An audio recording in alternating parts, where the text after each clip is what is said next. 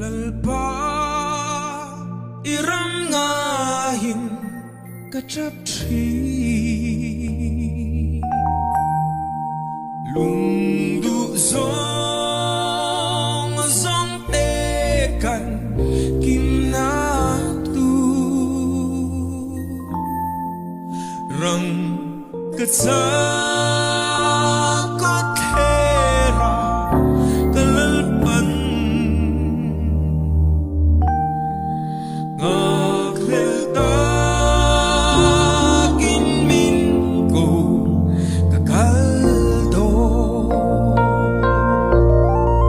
o curang katen hun chuan limi leilungai na teka kesana lim na timbal ang asa